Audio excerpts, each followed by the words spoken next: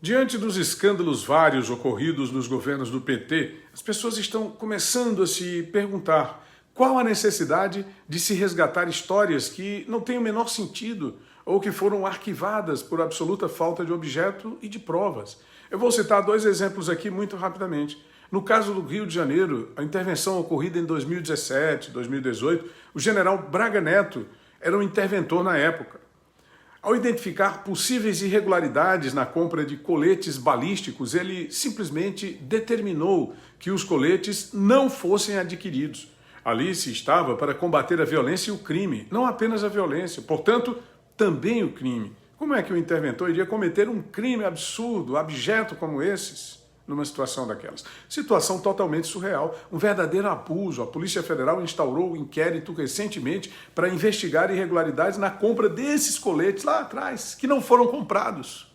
Então fica difícil para as pessoas entenderem qual o objetivo de tudo isso. Nós temos visto quase que diariamente notícias geralmente plantadas, sem qualquer fundamento, sobre o envolvimento da figura do ex-presidente Jair Bolsonaro, e onde foram realizadas várias investigações, como, por exemplo, irregularidades no cartão de vacina do ex-presidente, suposta venda de joias sauditas que ele recebeu como presentes, uma série de atos sem que haja um objeto, ou seja, sem que tenham sido cometidos ou que possam sustentar uma operação. Quer dizer, qual o crime? A Polícia Federal, pela obrigação de cumprir determinações do Ministério da Justiça e dos seus superiores, estaria sendo submetida continuamente ao ridículo de fazer parte de pantomimas sucessivas da esquerda, o que é profundamente lamentável quando se considera o sistema democrático, em que deveríamos viver, diga-se de passagem. Crimes que não foram cometidos e que passam a ser investigados. Parece que nós estamos numa kitnet cubana manietada por inspetores de quarteirão. É assim que eu estou me sentindo. Fato é que, mesmo assim, várias prisões estão sendo realizadas, pessoas que de repente se veem sem qualquer sentido no meio de furacões de perseguição, pelo simples fato de fazerem críticas ao boquiroto Lula, ou ao sistema político-jurídico que lhe dá sustentação.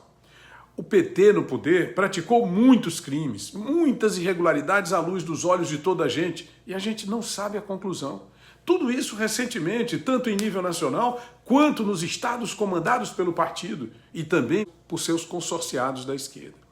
Nós não ficamos sabendo nem mesmo se foram iniciadas investigações pela Polícia Federal, onde está a transparência, onde está o artigo 37 da Constituição, onde está a própria Constituição. Eu vou citar aqui alguns casos gritantes. No período da pandemia, houve o chamado esquema Covidão, quando os governadores do consórcio Nordeste compraram respiradores ao custo de 50 milhões de reais, o dinheiro das vítimas da pandemia. E esses respiradores nunca foram entregues, foram pagos e não recebidos. Governadores do Piauí, do Maranhão, da Bahia, do Ceará, do Rio Grande do Norte, da Paraíba, Sergipe, Pernambuco, não houve qualquer investigação mais aprofundada. Portanto, o dinheiro sumiu, foi entregue a uma empresa de maconha e nada se fez de concreto, nenhum centavo se recuperou, nem mesmo as comissões parlamentares no Poder Legislativo têm mais qualquer serventia. Cadê a Polícia Federal para esses casos? Cadê a Polícia Federal para as irregularidades praticadas na Secretaria de Saúde do Estado do Piauí durante a pandemia, ou mesmo para investigar o possível trancamento irregular das denúncias sobre a compra de respiradores no Tribunal de Contas do Estado do Maranhão, do ministro Flávio Dino? É estranho, muito estranho. Os estados receberam dinheiro extra do governo federal na casa dos bilhões durante a pandemia. O que houve com todo esse dinheiro? Por que a Polícia Federal não se ocupa disso, de investigar esse desaparecimento? Por que o Ministério da Justiça não se ocupa disso? Será porque os responsáveis seriam elementos das suas próprias relações político-partidárias? No Piauí, durante a pandemia, foram instaurados procedimentos para investigar irregularidades na Secretaria de Saúde e na Fundação de Serviços Hospitalares. Tantos meses depois, nenhum resultado, nenhum indiciado, acusado, nada. Parece que a PF está encaminhada pelo senhor ministro da Justiça apenas para perseguir Bolsonaro e seus antigos auxiliares, ministros e seguidores, para perseguir deputados à direita e gerar notícias para elementos de índole duvidosa, como Ricardo Noblat, William Bonner, Reinaldo Azevedo, Marco Antônio Villa, Vera Magalhães e outros mais, claramente a serviço do boquiroto Lula e contra o Brasil e os brasileiros. Estamos vivendo na exceção. Os próprios ministros de Lula nunca respeitaram a Polícia Federal e, em momentos anteriores, quando não estavam ocupando a presidência da República, afirmavam que as operações da PF eram espetáculos. Foi o caso, por exemplo, da Operação Campanile, realizada na Secretaria de Saúde do Estado do Piauí. Na época, em 2021, o então governador e hoje suposto ministro Wellington Dias, do PT, disse que houve um espetáculo, abuso de autoridade. Naquele momento, 10 pessoas estavam sendo investigadas por desvios supostos de 33 milhões de reais na CESAP.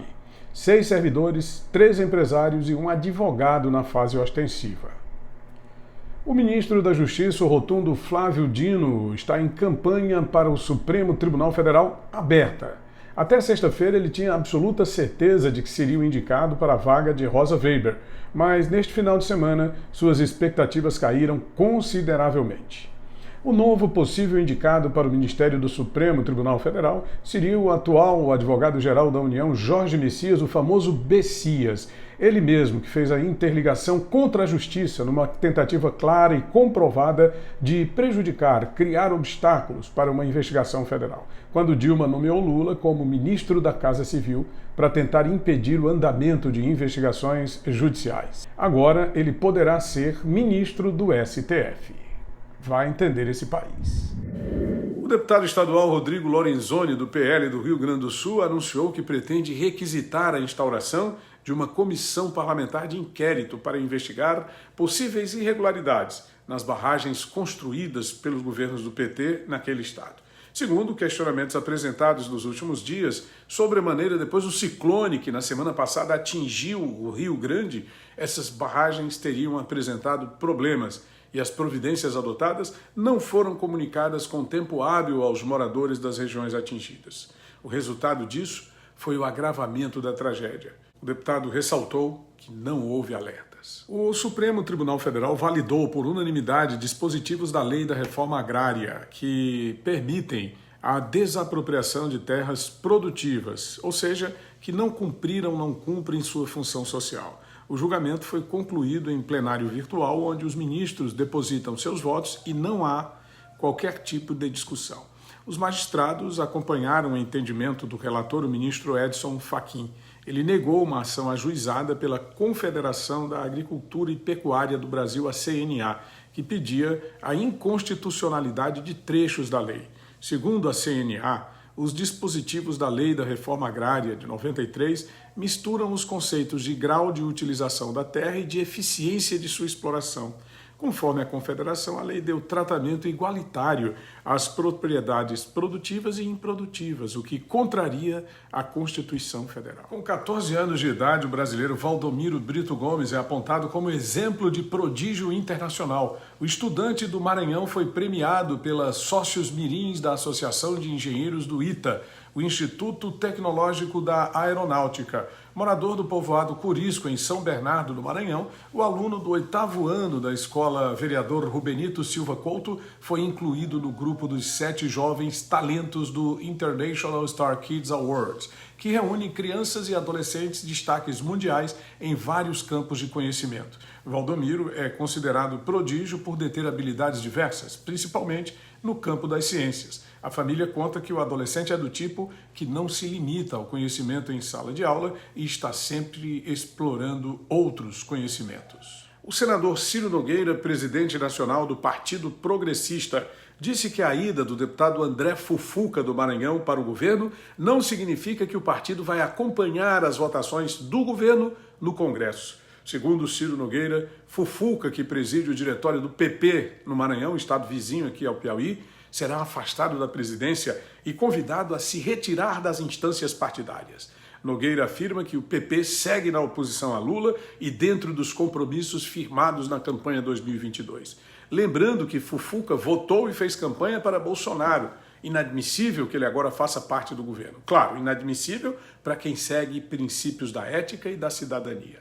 No caso de Fufuca, ele nem deve ter conhecimento do que se trata. Tony Rodrigues, Além da Notícia.